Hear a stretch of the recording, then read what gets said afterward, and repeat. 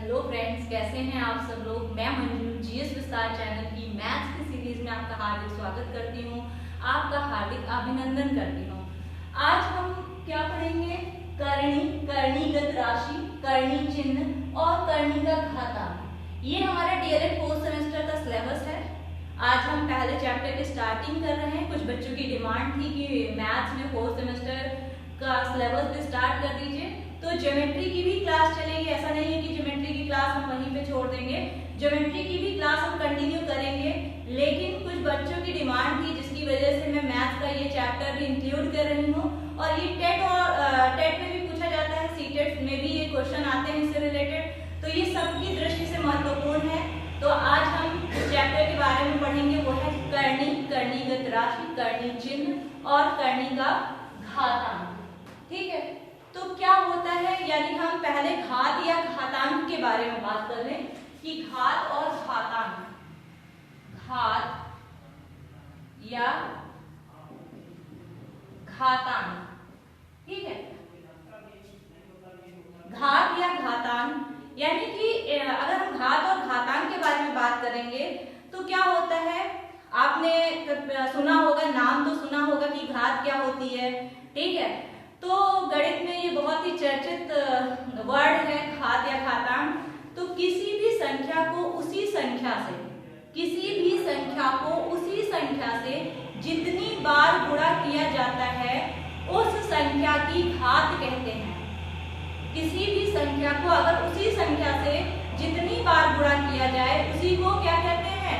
घात कहते हैं। यानी कि कोई भी संख्या है, जैसे कि हमने 2 ले लिया, 2 इंटू 2 इंटू 2 इंटू 2, उसी संख्या को उसी संख्या से कई बार हम गुणा कर रहे हैं। और हम इसको क्या लिख सकते हैं? इस तरह ना लिख के हम क्या लिख सकते हैं? 2 की घात 1 2 3 4, जितनी बार 2 रिपीट हो रहा है उसको हम क्या लिख सकते हैं? 4, 2 की घात 4। ठीक है, तो ये जो वैल्यू है इसको हम क्या बोलते हैं? घात बोलते हैं। और ये क्या है? जिसकी ये घात है, ये इसका क्या कहलाता है? आधार कहलाता है। इसे हम आधार कहते हैं। जैसे कि हमने कोई वैल्यू रख दी 5 इंटू 5 इंटू 5 इंटू 5, यानी कि 5 कितनी बार लिखा है? 5 लिखा है 5 बार। तो जो जितनी बार आता है उसको ऊपर लिख देते हैं, इसी को हम क्या बोलते हैं? घात बोलते हैं। ठीक है, इसी को हम क्या बोलते हैं? घात बोलते हैं। और 5 क्या हो गया? 5 हो गई आधार वैल्यू, इसको हम आधार बोलेंगे। तो आप शायद यहाँ समझ गए होंगे कि घात क्या होता है। किसी भी टर्म को अगर बार बार मल्टीप्लाई करते हुए लिखें तो उसी को जितनी बार अगर गुणा किया जाए तो वो उसी संख्या की क्या कहलाती है? घात कहलाती है। ठीक है, तो हमने देखा कि अगर 3 लिखा है, 3 इंटू 3 लिखा है, 3 कितनी बार लिखा है? 3 जो है वो 3 बार लिखा हुआ है। ठीक है, 3 जो है 3 बार लिखा है, तो ये इसकी क्या कहलाएगी? 3 जो है ये इसकी घात कहलाएगी। और ये क्या हो जाएगी? ये हो जाएगी आधार वैल्यू। जो संख्या बार बार गुणा की जाती है उसी को हम बोलते हैं आधार वैल्यू। अब हम करणी की बात करते हैं। करणी क्या होता है? करणी का पहले हम चिन्ह जान लेते हैं कि आपने देखा होगा इस टाइप का जो लिखा होता है। ठीक है, इस टाइप का अगर लगा है, बना हुआ है, तो इसको हम बोलते हैं करणी चिन्ह। ठीक है, इसको हम बोलते हैं करणी चिन्ह। आज के बाद से जान लीजिए कि करणी चिन्ह क्या होता है। तो आपने इस टाइप का गणित में देखा होगा चिन्ह बना हुआ, तो इसी को हम क्या बोलते हैं? करणी चिन्ह। किसी संख्या का रूट या मूल ज्ञात करने का सांकेतिक नाम है। ये किसी भी संख्या का, अगर कोई संख्या है उसका अगर हमें मूल निकालना है या जिसको हम रूट बोलते हैं, इसको निकालने का ये क्या है? सांकेतिक नाम है। सांकेतिक नाम है। ठीक है, मूल यानी कि आपने देखा होगा इस टाइप से लगा हुआ रहता है और यहाँ पे लिखा हुआ है 3। ठीक है, ये करणीगत राशि हो गई, ये पूरी की पूरी करणीगत राशि है। और इसकी करणी यानी करणीगत राशि है, ये करणी चिन्ह है। ठीक है, ये पूरी की पूरी क्या है? करणीगत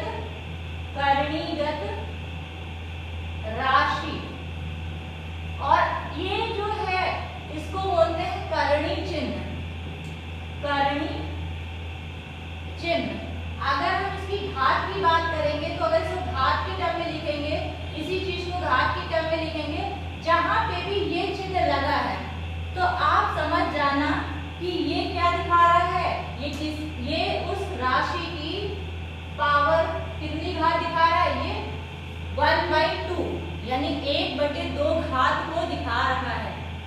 ठीक है, 1/2 घात को दिखा रहा है। यानी किसी भी संख्या का मूल ज्ञात करने के लिए क्या करते हैं? जिस सांकेतिक नाम का प्रयोग करते हैं उसे हम करणी चिन्ह कहते हैं, यानी करणी बोलते हैं। दूसरे शब्दों में अगर हम बात करते हैं तो ऐसी संख्याएं जिनका वर्गमूल, घनमूल, चतुर्थमूल या कोई nवां मूल, वर्गमूल, घनमूल, चतुर्थमूल या कोई nवां मूल हो, जो प्राकृतिक संख्या या परिमेय संख्या नहीं होता है, वे करणी संख्याएं कहलाती हैं। यानी कि अगर हम किसी का, ध्यान दीजिए, मूल क्या होता है, तो आपने देखा होगा कि हम इस टाइप से देखते हैं 4, √4, यानी कि ये क्या है? वर्गमूल। यानी कि अगर कुछ भी नहीं लिखा है तो यानी आप समझ जाइएगा यहाँ पे 2 लिखा हुआ है। ठीक है, अगर करनी के ऊपर कोई भी वैल्यू नहीं लिखी हुई है तो आप इसका मतलब समझिएगा कि यहाँ पे 2 लिखा हुआ है। इसकी वैल्यू का मतलब होता है, अगर आप 4 को अगर ब्रेक करिए, गुणनखंड कीजिए, तो इसको क्या लिख सकते हैं? 2 × जितना यहाँ पे लिखा है उतने ही पेयर बन रहे हैं। अगर इसके 2 पेयर, यानी ये जो यहाँ पे क्या है, घात लिखी हुई है, अगर इसके इतने ही पेयर बन रहे हैं, ठीक है, तो आप इसको क्या लिख सकते हैं? आप इसको लिख सकते हैं 2 × 2 की पावर 1/2, क्योंकि हमने बताया था कि अगर इसको जब इस करनी से फ्री करते हैं तो हम घात के रूप में अगर इसकी करनी की घात लिखेंगे तो क्या हो जाएगा? 1/2। अब देखिए इसको हम क्या लिख सकते हैं, ये बताइए। 2 की पावर 2 लिख सकते हैं, 2 की पावर 2 लिख सकते हैं, ये क्या हो गया? 1/2। ठीक, अब हम इसको ये देखिए, जब ब्रैकेट के ऊपर में कोई भी घात लिखी रहती है, ब्रैकेट के ऊपर कोई भी घात लिखी रहती है, तो वो अंदर वाली घात से हमेशा क्या होती है? मल्टीप्लाई हो जाती है, गुणा हो जाती है। यानी कि इसको लिख सकते हैं 2 की पावर 2 × 1/2। अब क्या हो गया? ये वाली वैल्यू कैंसिल हो गई और ये आ गया आंसर 2। तो आपने देखा कि अंडर रूट, यानी कि अगर हम √4 की वैल्यू देखते हैं तो वो 2 आ जाती है। यानी ये जो √4 है ये करणी नहीं है। क्यों? क्योंकि ये एक प्राकृतिक संख्या है, यानी इसकी जो वैल्यू आई है निकल के वो एक प्राकृतिक संख्या है। ये क्या है? प्राकृतिक संख्या, प्राकृतिक संख्या। ठीक है, प्राकृतिक संख्याएं वे संख्या होती जिन्हें हम गिनने में यूज करते हैं, जैसे 1 2 3 4 5 में जितना भी आप काउंटिंग करते हैं वे सारी की सारी संख्याएं क्या कहलाती हैं? प्राकृतिक संख्या कहलाती हैं। और हमने ये बताया कि करनी का मान कभी भी वे संख्याएं, करनी संख्याएं कौन सी होती हैं? जिनका मान, जिसका वर्गमूल, घनमूल, चतुर्थमूल या कोई nवां मूल हो, उसकी जो वैल्यू है वो प्राकृतिक संख्या ना आए और क्या ना आए? परिमेय संख्या ना आए। ठीक है, परिमेय संख्या यानी C/Q की फॉर्म में कोई वैल्यू अगर आती है तो वो परिमेय संख्या, जैसे कि 2/3, ये क्या है? परिमेय संख्या है। ठीक है, ये परिमेय संख्या है। 1/2, ये क्या है? परिमेय संख्या है। ठीक है, इस टाइप की फॉर्म में अगर नहीं आ रही, जैसे कि अगर हमने ये वाला चिन्ह लगा दिया, ध्यान दीजिएगा, अगर हमने √2 कर दिया, यानी कि ये क्या है? 2 की पावर 1/2।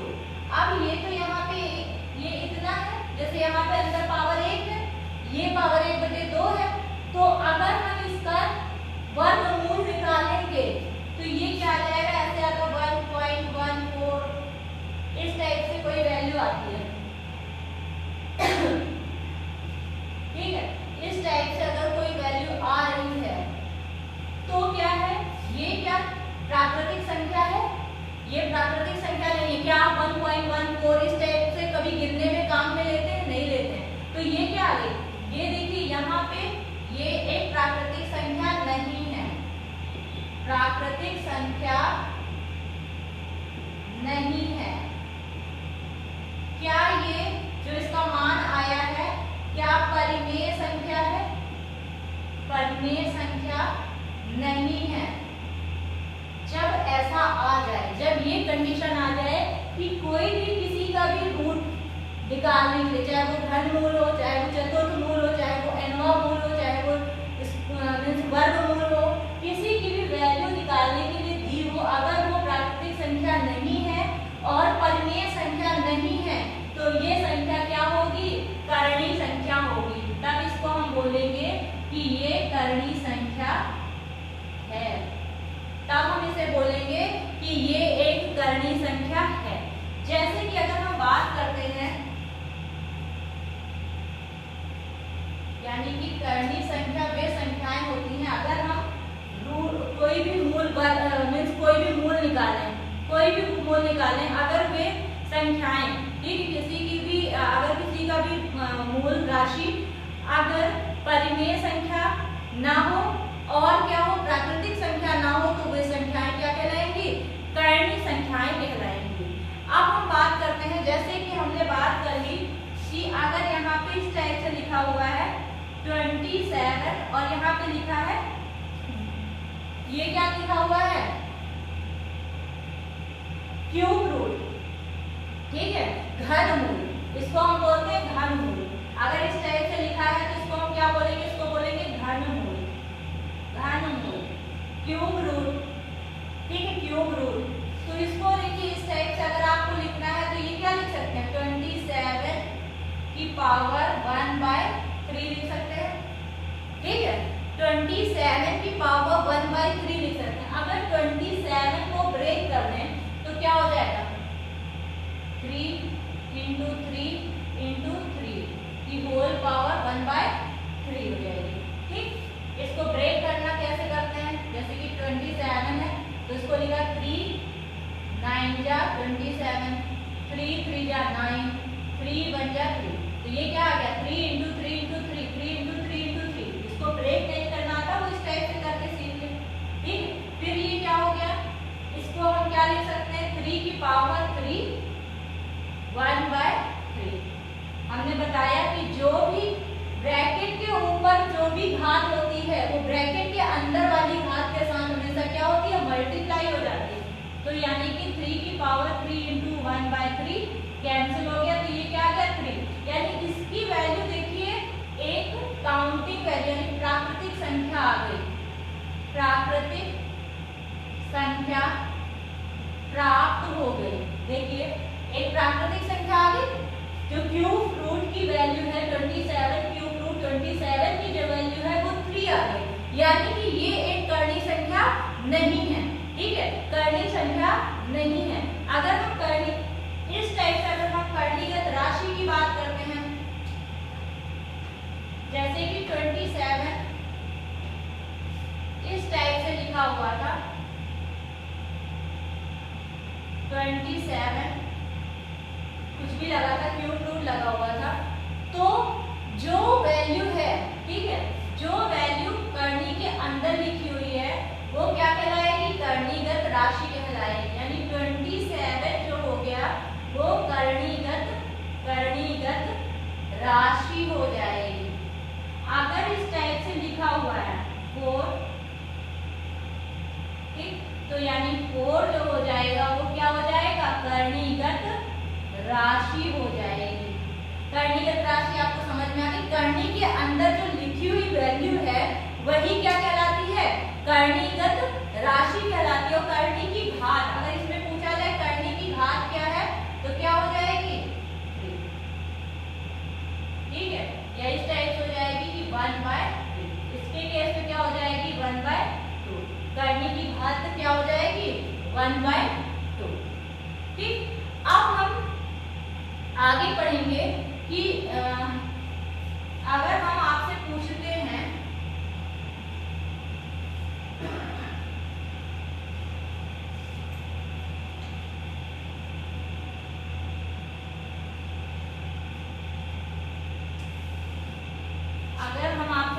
पूछते हैं क्या √16 वर्गमूल 16 क्या एक कर्णीय राशि है?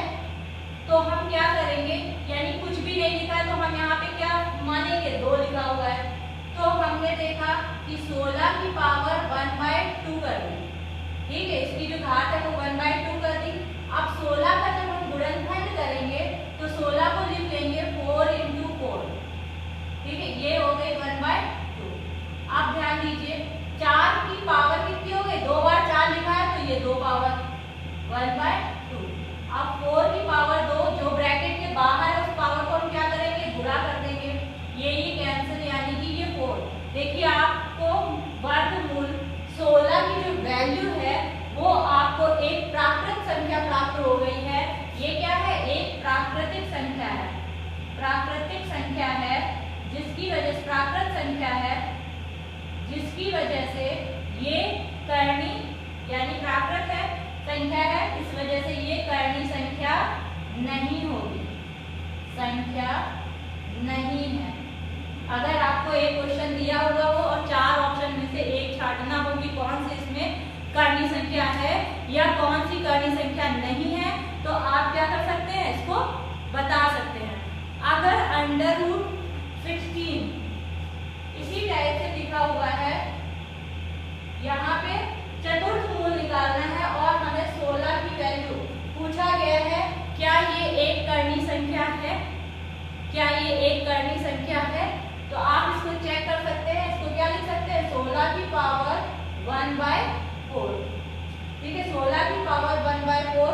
अब 16 को जब आप गुणनखंड विधि का प्रयोग करेंगे तो 16 को क्या लिख सकते हैं, 2 8 16, 2 4 8, 2 2 4, 2 1 2। जब तक वो वर्णा प्राप्त हो जाए आप उसको गुणा करते रहिए, भाग देते रहिए।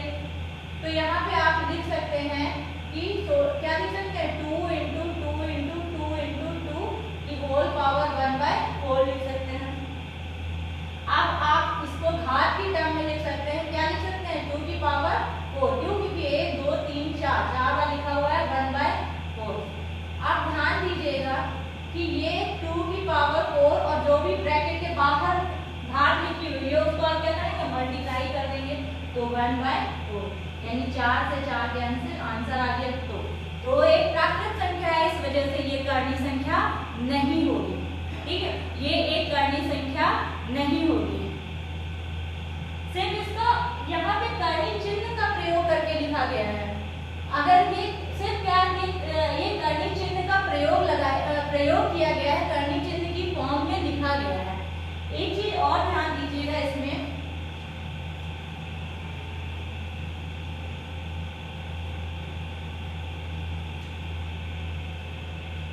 अगर इस टाइप से लिखा है कि x की power a is equal to y की पावर b लिखा हुआ है, ठीक है, ध्यान दीजिएगा इसको, x की power a is equal to y की पावर b लिखा हुआ है, तो हमेशा जो पावर होंगी, सॉरी x की पावर b, ठीक है, बेस वैल्यू अगर सेम हो वो इक्वल, यानी x की power a is equal to x की पावर b है, तो हमेशा a is equal to b हो जाएगा, हमेशा a is equal to b हो जाएगा, ये आपको याद रखना है। और अगर दिया गया है x की power a is equal to y की पावर a, अगर पावर सेम दी हुई है और बेस वैल्यू अलग अलग दी हुई है, तब भी x is equal to y हो जाएगा, तब भी x is equal to y हो जाएगा, ठीक है। अगर यहाँ पे क्या था, कोई भी वैल्यू दी हुई थी, ठीक है, क्वेश्चन इससे रिलेटेड जैसे क्वेश्चन देंगे, जैसे कि अभी हमने लिख दिया कि 5 की पावर 2 इज इक्वल टू 5 की पावर x माइनस 2, इस टाइप से हमने लिख दिया और हमें x की वैल्यू पता करनी है, तो हम क्या करेंगे, हमें पता है कि जब भी बेस वैल्यू सेम होती है तो उसकी पावर हमेशा इक्वल हो जाती है, तो यहाँ पे 2 is equal to x minus 2 हो जाएगा, यानी कि ये जो माइनस वाली वैल्यू है इधर आके प्लस वाली वैल्यू में कन्वर्ट हो जाएगी, तो 2 + 2 is equal to x, so x is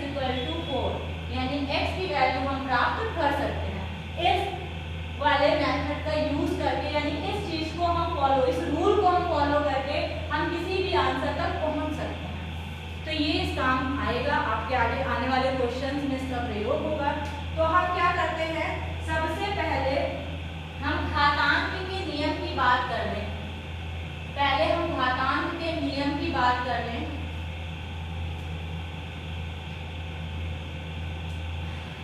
घातांक के नियम, घातांक के नियम, ठीक है।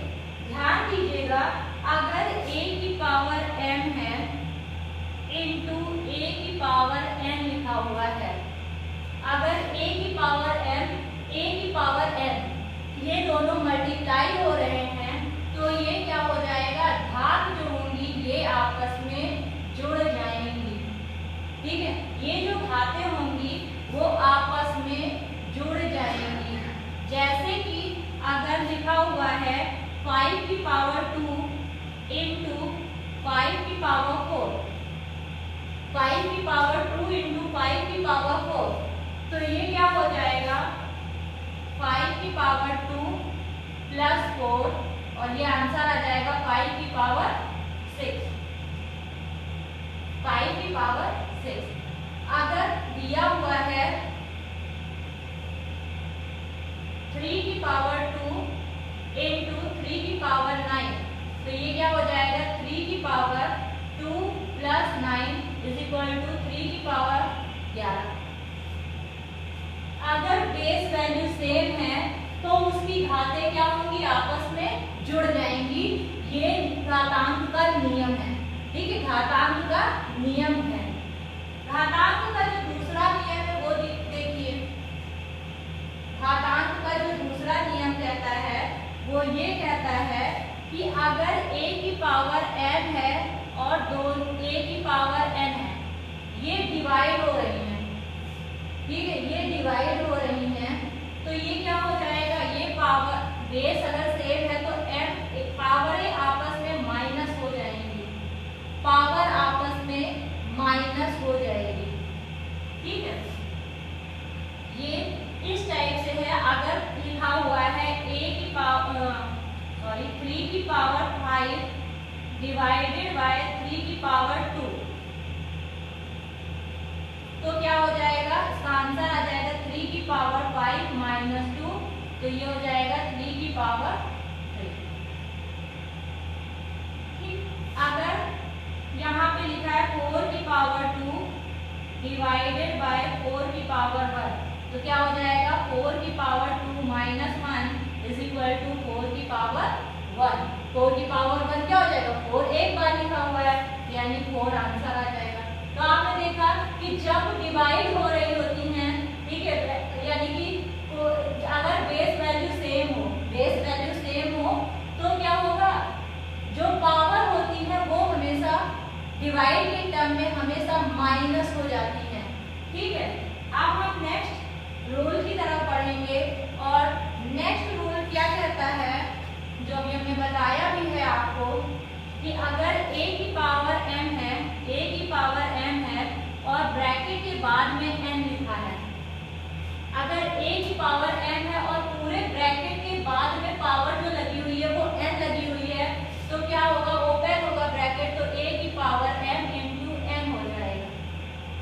जैसे कि लिखा हुआ है 2 की पावर 3 और ब्रैकेट के बाद में 5 लिखा है, तो ये क्या हो जाएगा, 2 की पावर 3 इंटू 5, तो 2 की पावर 50, इस टाइप से हो जाएगा, ठीक है। जैसे लिखा हुआ है 3 की पावर 4 और ब्रैकेट के बाद में 5 लिखा है, तो क्या होगा, ओपन होगा ब्रैकेट, तो 3 की पावर 4 इंटू 5, यानी 3 की पावर 4 5 जा 20। तो आपने देखा इस रूल के एग्जांपल्स समझ में आ रहे होंगे, तो इस टाइप से इनको समझना है, समझते हुए चलना है। ये आगे क्वेश्चंस में अप्लाई होंगे, इस वजह से हम अभी से बता दे रहे हैं। आपके ये कॉन्सेप्ट जब तक क्लियर नहीं होंगे तब तक आपके क्वेश्चन सॉल्व करने में प्रॉब्लम हो सकती है। इस वजह से इन नियम को आप जान लीजिए, इन रूल्स को आप जान लीजिए कि ये नियम क्या है। हम आगे बढ़ते हैं। अगर लिखा हुआ है a और b, a वैल्यू है और b वैल्यू है, दोनों मल्टीप्लाई हो रही हैं और उसके बाद में ऊपर कोई भी वैल्यू m लिखी हुई है, मान लिया कोई वैल्यू क्या लिखी हुई है, m लिखी हुई है। जब ये ओपन होगा, जब ये ब्रैकेट ओपन होगा तो ये इसकी भी पावर होगी, यानी ये दोनों की पावर है m और क्या है b की पावर m हो गया। ठीक है, अगर जैसे कि यहाँ पे लिखा हुआ था 3 into 4 की होल पावर 2, तो यानी इसका मतलब था 3 की पावर 2 into 4 की पावर 2। कहने का मतलब ये है कि अगर कुछ भी कोई भी वैल्यू मल्टीप्लाई में ब्रैकेट के अंदर लिखी है, उसकी कॉमन कोई एक पावर लगी हुई है, तो यानी इसके कहने का मतलब है कि ये a की भी पावर है और ये b की भी पावर है। ये कॉमन पावर लगी हुई है, कॉमन पावर यानी ब्रैकेट के बाहर जो भी पावर है वो दोनों की पावर है। ठीक है, दोनों की पावर है। नेक्स्ट आगे हम नियम की तरफ बढ़ेंगे। आगे घातांक का जो नियम है वो क्या कहता है, अगर a और b की कोई भी पावर m है, अगर दो संख्याएं हैं वो डिवाइड में लिखी हुई हैं, ठीक है, डिवाइड में लिखी हुई हैं, तो ये भी क्या कह रहा है, इसका भी मतलब है कि a की पावर m है और डिवाइड में जो संख्या लिखी है उसका पावर n है। यानी ब्रैकेट का मतलब होता है, ब्रैकेट किसी के साथ पक्षपात नहीं करता है, वो कहता है कि मैं तुम्हारे साथ भी हूँ और मैं तुम्हारे साथ भी हूँ। याद रखने का तरीका है कि ब्रैकेट जहाँ पे भी लगा होगा यानी उसका मतलब है कि पूरे के साथ में, ये होल ब्रैकेट के बाहर जो वैल्यू लगी है वो सबके साथ में, यानी a की पावर भी है और वो b की पावर भी है। एक चीज और याद रखिएगा, नियम जो एक और नियम है इसका, किसी की पावर अगर 0 कर दीजिए, जैसे कि अगर a है, a की पावर 0 कर दी तो उसकी वैल्यू क्या आएगी, 1 आएगी। कोई भी संख्या अगर जैसे 21 है, 21 की पावर आप 0 कर दी तो इसकी वैल्यू 1 आएगी। 1000 की पावर अगर आपने 0 कर दी तो भी वो 1 आएगी। अगर आपने किसी की भी 2000 की पावर 0 कर दीजिए तब भी वो 1 आएगी। किसी भी संख्या की अगर पावर 0 है तो समझ जाइए कि उसकी वैल्यू क्या है, 1 है। ठीक है, चाहे कितनी भी बड़ी डिजिट हो, अगर आपने पावर 0 लगा दी तो इसका मतलब है कि वो संख्या क्या हो जाएगी, उसकी वैल्यू 1 आ गई है। ठीक है, ये है आपके घातांक का नियम। अब हम करनी के नियम की तरफ आगे बढ़ेंगे। करनी का नियम क्या कहता है, ठीक है, करनी के नियम भी जान लेते हैं। भाई करनी हम चैप्टर ही पढ़ना है तो करनी के नियम भी जान लेते हैं। करनी के नियम, करनी के नियम में हम बात करते हैं, अगर कोई वैल्यू इस टाइप से करनी के अंदर a लिखी हुई है, यहाँ पे nवा मूल है और इसकी पावर भी n लगी हुई है, इसकी पावर भी n लगी हुई है, तो ध्यान दीजिएगा।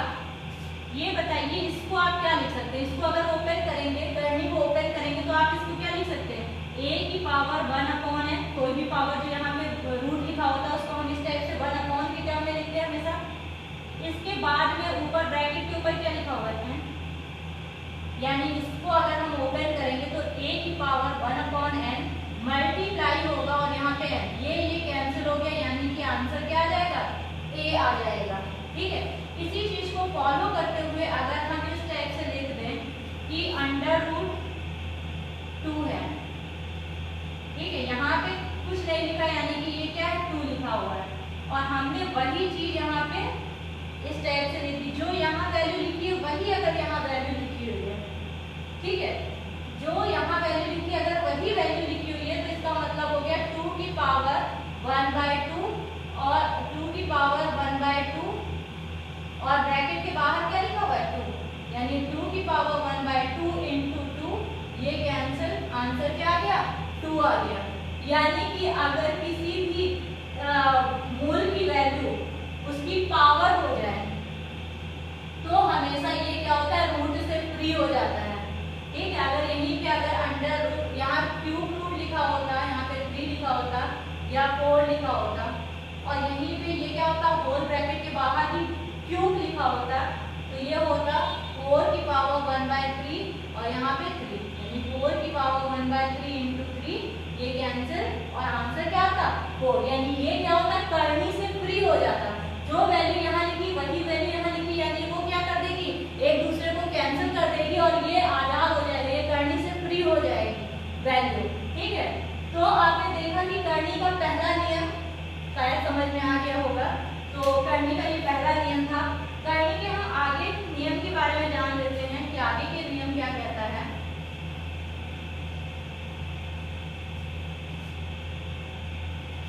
अगर इस टाइप से कोई वैल्यू लिखी हुई है, यहाँ पे √n है, ठीक है, कोई भी मूल है वो nवां मूल निकालना है और a और b लिखा हुआ है। जब इसका मतलब क्या हो गया, इसका मतलब हो गया कि a b की होल पावर लगी हुई है 1/n।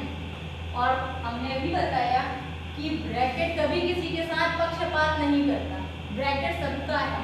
यानी कि ये ब्रैकेट कहता है कि हम इस वैल्यू के साथ भी जाएंगे और हम इस वैल्यू के साथ भी जाएंगे। अगर इसको हमें अलग अलग लिखना है तो क्या लिख सकते हैं, 1/n इंटू b की पावर 1/n लिख सकते हैं। यानी कि अगर √2 इंटू 3 लिखा है और यहाँ पे वैल्यू लिखी हुई है √2, ठीक है, तो ये क्या होगी, ओपन होके आ जाएगा 2 इंटू 3 की पावर 1/2, यानी 2 की पावर भी 1/2 और 3 की पावर भी 1/2 हो जाएगी। यानी दोनों के साथ में ये पावर चली जाएगी। ये पावर ब्रैकेट के बाहर जब भी कहीं पावर लिखी आप समझ जाइएगा कि वो दोनों की पावर दिखा रही है। नेक्स्ट है, जो नेक्स्ट नियम ये कहता है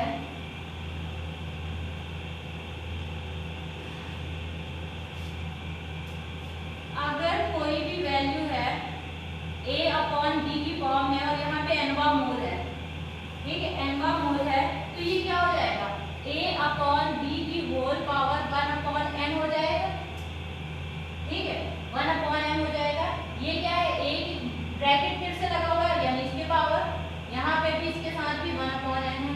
इसको अगर हम करनी के टर्म में लिखना चाहे तो इस टाइप से भी लिख सकते हैं, डिवाइडेड बाय, उल्टा हमने लिख दिया भाई। 1/n का मतलब क्या होता है, √n। 1/n का मतलब क्या होता है, √n। हम चाहे इस फॉर्म में लिखें चाहे हम ओपन करके लिखें, बात बराबर है। तो ये क्या है, हमने देखा कि करनी का जो नियम था उसके बारे में हमने जाना कि करनी के क्या क्या नियम थे, घातांक के क्या क्या नियम थे। ठीक है, अब हम कुछ एग्जांपल्स भी देख लेते हैं कि किस टाइप के एग्जांपल आते हैं। आप इससे रिलेटेड आप शायद आप क्वेश्चन लगा पाएंगे कि किस टाइप के क्वेश्चन आते हैं। हम एक दो क्वेश्चन बता देते हैं, सुविधा होगी आपके लिए। क्वेश्चन जो है, अगर लिखा हुआ है 243 की पावर 3/5 लिखा हुआ है, 3/5 लिखा हुआ है, इसको सरल कीजिए, सरल कीजिए। इस टाइप के क्वेश्चन आते हैं, ये सरल कीजिए। तो इसको करने का तरीका क्या है, देखिए, ये जो पावर है ये इसका पावर लगी हुई है 3/5, ठीक है, 3/5 लगी हुई है। तो हम इसको पहले गुणनखंड मेथड से क्या करें, पहले ब्रेक कर लेते हैं। तो हम इसको ब्रेक करने के लिए देखेंगे 2 4 3 है, तो हम 3 से मल्टीप्लाई करेंगे, ठीक है, 3 से मल्टीप्लाई करेंगे तो 3 8 जा 24, 3 1 जा 3, फिर 3 से 3 2 जा 6, 3 7 जा 21, फिर 3 9 जा 27, 3 3 जा 9 और 3 1 जा 3। आपने देखा कि ये ब्रेक हो गया, ठीक है। अगर ये नहीं आपको ब्रेक करना आता तो आप हमें कमेंट करके बताइए कि आपको इसमें प्रॉब्लम होती है, हम इसको भी बता देंगे। तो आप हमें कमेंट बॉक्स में कमेंट करके बताएं कि आपको किस चीज़ में प्रॉब्लम आ रही है, हम वो भी आपकी प्रॉब्लम को सॉल्व करने की पूरी कोशिश करेंगे। तो ये हमने ब्रेक कर लिया, क्या लिखा हुआ है इसको ब्रेक करके लिख सकते हैं 3, कितनी बार लिखा है, 1 2 3 4 5।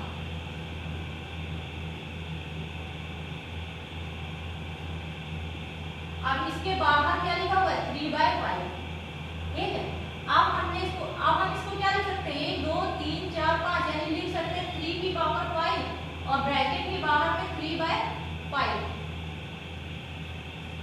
आप ध्यान दीजिए, ब्रैकेट के बाद में जो भी घात लगी रहती है वो हमेशा मल्टीप्लाई होती है जब ब्रैकेट हटता है, इसका मतलब ही होता है मल्टीप्लाई, ठीक है। तो 3 की पावर 5 इंटू 3/5, 5 से 5 कैंसिल हो गया, तो ये क्या हो गया 3 की पावर 3, यानी ये क्या लिख सकते हैं 3 इंटू 3 इंटू 3 3 जा 9 9 3 जा 27, यानी कि जब इसको आप सरल करेंगे तो इसका आंसर क्या आ जाएगा 27, यानी इसका आंसर जो आएगा सरल करके वो आएगा 27, आंसर 27 आ जाएगा।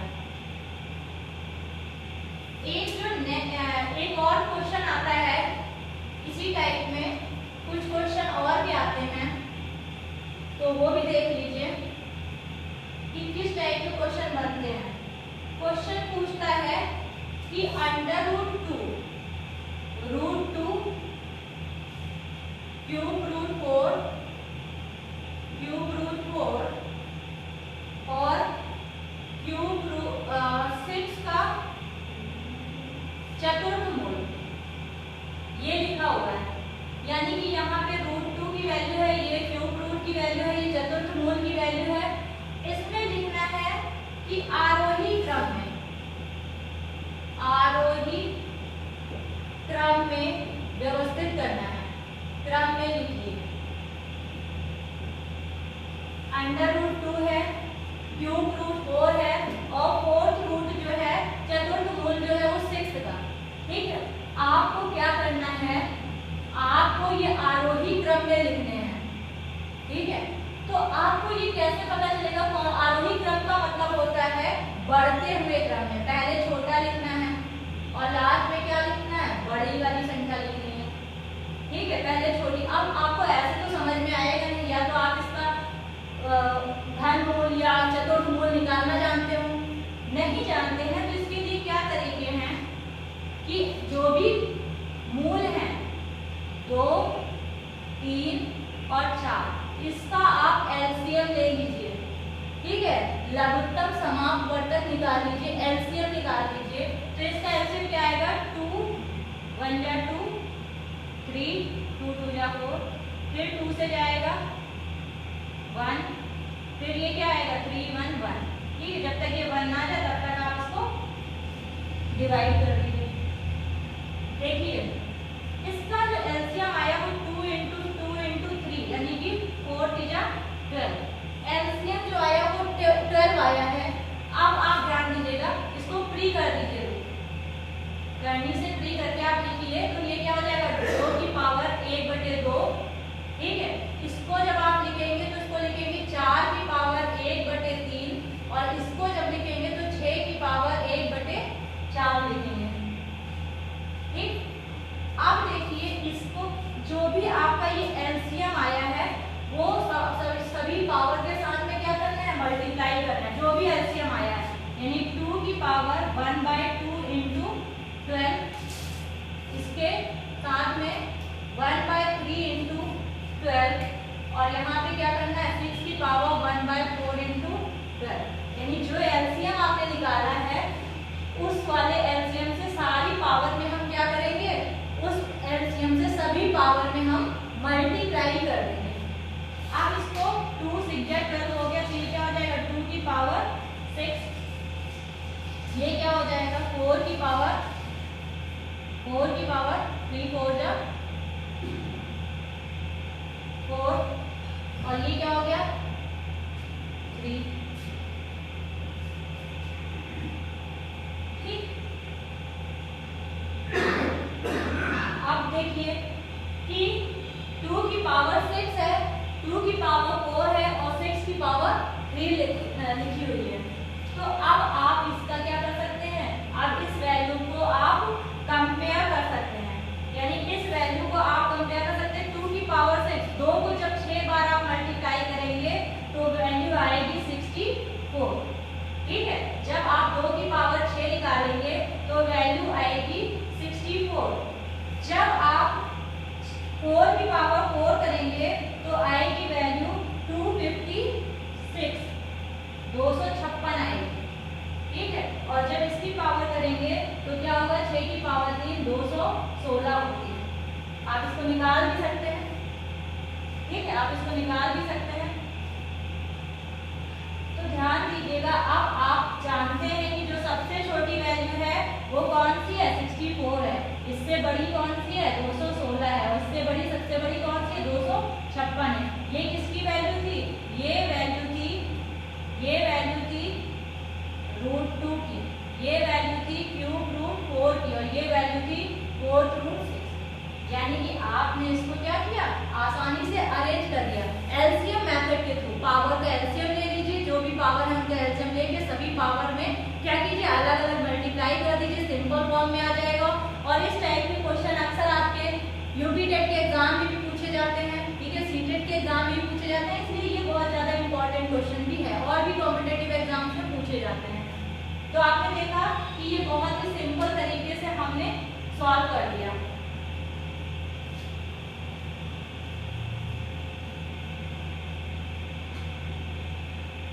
नेक्स्ट क्वेश्चन एक और हम देख लेते हैं, इसी में जो हम नेक्स्ट क्वेश्चन देख लेते हैं वो है, यदि √3 की वैल्यू 5 इंटू 9 की वैल्यू 2 इज इक्वल टू 3 की पावर n इंटू 3 की पावर √3 हो, तो n की वैल्यू क्या होगी? ठीक है, n की वैल्यू क्या होगी?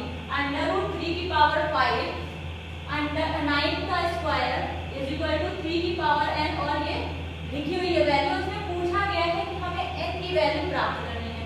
ठीक है, n की वैल्यू निकालने के लिए क्या मेथड्स को हम पहले सिंपल फॉर्म में करनी से फ्री कर लेते हैं। तो क्या लिखेंगे, 3 की पावर, यहाँ पे देखिए यहाँ पे वैल्यू है 2, तो ये हो जाएगा 3 की पावर 1, ये लिख सकते हैं आप 3 की पावर 1/2 और ब्रैकेट के बाहर में 5 है इनटू, ये क्या लिख सकते हैं, इसको जब ब्रेक करेंगे तो ये 3 इंटू 3 हो सकता है, यहाँ पे 2 हो गया।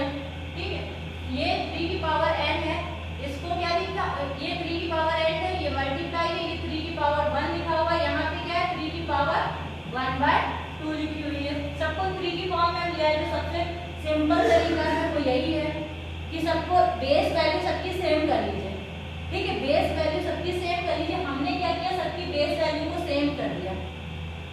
आप देखिएगा जब ये फ्री होगा तो यहाँ पे मल्टीप्लाई हो जाएगा, तो ये क्या हो जाएगा, इस टाइप से लिखा है 1/2 इंटू 5 इंटू, ये हो जाएगा 3 की पावर 2 इंटू 2, ये 3 की पावर n है, ये 3 की पावर 1 है, और ये 3 की पावर 1/2 है।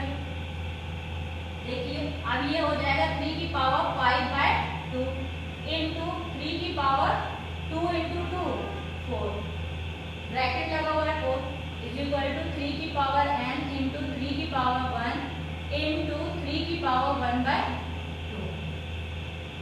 हमने अभी बताया था जब बेस वैल्यू सेम होती है और पावर जब मल्टीप्लाई हो, जो भी पावर लगी होती है बेस वैल्यू सेम हो और ये मल्टीप्लाई हो रही हो वैल्यू, तो हमेशा पावर क्या होती है, ऐड हो जाती है। तो ध्यान रखिएगा 3 की पावर 5/2 प्लस 4 हो जाएगा। इधर भी ऐसे ही लिखते हैं 3 की पावर n प्लस 1 प्लस 1/2, जितनी भी पावर है वो क्या होगी, ऐड हो जाएंगी। अभी हमने बताया था कि अगर x की पावर a है और x की पावर b लिखा हुआ है, अगर बेस वैल्यू सेम होती है तो पावर क्या होती है, इक्वल हो जाती है। पावर क्या होती है, इक्वल हो जाती हैं। तो हम क्या करेंगे, बेस वैल्यू देखिए सेम है, हम पावर को इक्वल कर देंगे। पावर को इक्वल करेंगे 5/2 plus 4 is equal to n plus 1 plus 1/2। ठीक है, अब हम क्या करेंगे, इधर यहाँ 1 लिखा है, सबके नीचे हम 1 रख देंगे।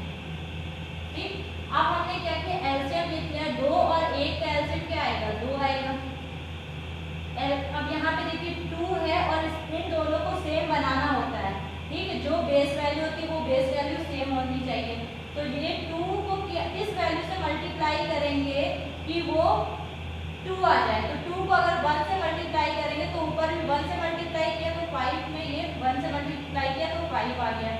अब देखिए 1, ये दोनों सेम होने चाहिए। 1 में क्या ऐसा मल्टीप्लाई करेंगे 2 आ जाए, तो 1 में अगर हम क्या करेंगे 2 से मल्टीप्लाई करेंगे तो ये 2 वैल्यू यानी इसका जो बेस है वो इसके बेस के बराबर होना चाहिए। तो हम 1 में क्या मल्टीप्लाई करें, 1 में 2 मल्टीप्लाई करेंगे तभी वो 2 आएगा। तो जब हमने नीचे मल्टीप्लाई किया तो उसी टाइप से अगर ये न्यूमरेटर और डिनोमिनेटर यानी अगर हमने डिनोमिनेटर में हर में जो चीज मल्टीप्लाई की वही हम अंश में भी मल्टीप्लाई करेंगे, तो ये क्या आ जाएगा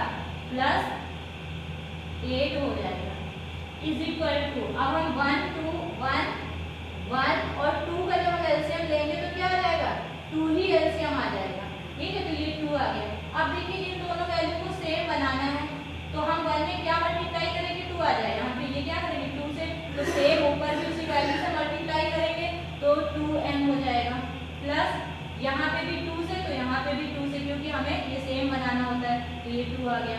2 तो है ही, तो 2 में 1 से मल्टीप्लाई करेंगे 2 1 जा 2, तो यहाँ पे भी 1 से, तो यहाँ 1 हो जाएगा, ठीक है।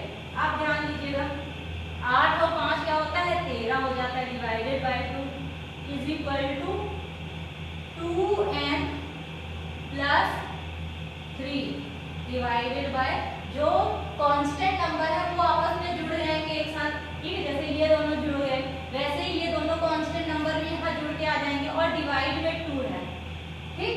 आप देखिए जब कोई बेस वैल्यू इक्वल के आर पार होती है तो वो दोनों एक आपस में क्या होती है कैंसिल हो जाती है, ठीक है। अगर नहीं समझ में आ रहा है तो आप इसको क्या लिख सकते हैं, ये डिवाइडेड बाय 2 है, तो ये क्या होंगी क्रॉस में मल्टीप्लाई हो जाएंगी, 2 इसके साथ यानी 13 के साथ 2 मल्टीप्लाई हो जाएगा, और ये जो 2 है वो 2n प्लस 3 के साथ में पूरा मल्टीप्लाई हो जाएगा। जब ये वैल्यू ऊपर जाएगी तो इस वैल्यू के साथ पूरी मल्टीप्लाई होगी, ये वैल्यू इस वैल्यू के साथ पूरी मल्टीप्लाई हो जाएगी।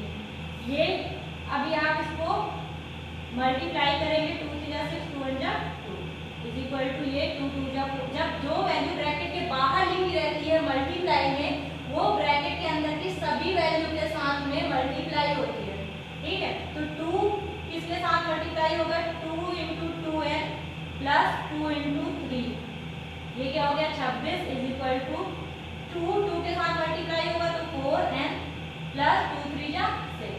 अब देखिए हमें वैल्यू किसकी निकालनी है, n की वैल्यू निकालनी, हमें 4n ये n वाला वैल्यू को एक तरफ करके अकेला करना है, तो उसके साथ में जो भी वैल्यूज होंगी उनको क्या करेंगे दूसरी साइड में ले जाएंगे। तो यहाँ पे देखिए 26 को हम दूसरी साइड में लाएंगे तो 26 प्लस है, तो इधर आएगा minus is equal to 4n, यानी कि 4n इज इक्वल टू 20 आ गया। n के साथ में ये क्या है डिजिट 4 जो है वो मल्टीप्लाई में है, दूसरी तरफ जाएगी डिवाइड में आ जाएगी, तो n is equal to 20 divided by 4 4 5 जा 20, यानी कि n की वैल्यू 5 आ गई, यही आंसर है। हम बेस वैल्यू को सेम करते हैं, पावर का जो रूल बताया है पावर ऐड होगी, और हमने जो एक ये वाला रूल बताया था कि अगर बेस वैल्यू सेम होंगी और उसकी पावर चाहे डिफरेंट हो तो वो क्या होंगी पावर भी इक्वल हो जाएंगी, ठीक है। तो इस कॉन्सेप्ट के साथ में यानी कि हमने देखा कि करनी क्या होती है, कर्णीगत राशि क्या होती है, कर्णी चिन्ह क्या होता है, कर्णी का घातांक क्या होता है, ठीक है। तो आपने इन सारे विषयों के बारे में देखा, विस्तृत रूप से देखा, और अगर आपको किसी भी क्वेश्चन में प्रॉब्लम हो तो आप हमें कमेंट करके बताइए कि इसके भी क्वेश्चन और भी क्वेश्चन अगर आप चाहते हैं कि हम और भी क्वेश्चन कराएं तो आप हमें कमेंट बॉक्स में कमेंट करके बताइए, हम आपके कमेंट्स को पढ़ के और उन्हें जरूर कंप्लीट करेंगे। तो आज के लिए हम यहीं तक अपनी क्लास को समाप्त करते हैं, और अगर आपको मेरा ये लेक्चर पसंद आया हो तो प्लीज़ इसे लाइक कीजिए, ज़्यादा से ज़्यादा शेयर कीजिए, और अगर आपने मेरा चैनल सब्सक्राइब नहीं किया है तो प्लीज़ इसे सब्सक्राइब कर दीजिए, बेल आइकन की बेल को प्रेस कर दीजिए ताकि आने वाले सभी वीडियोस टाइम पे मिलते हैं। Thank you.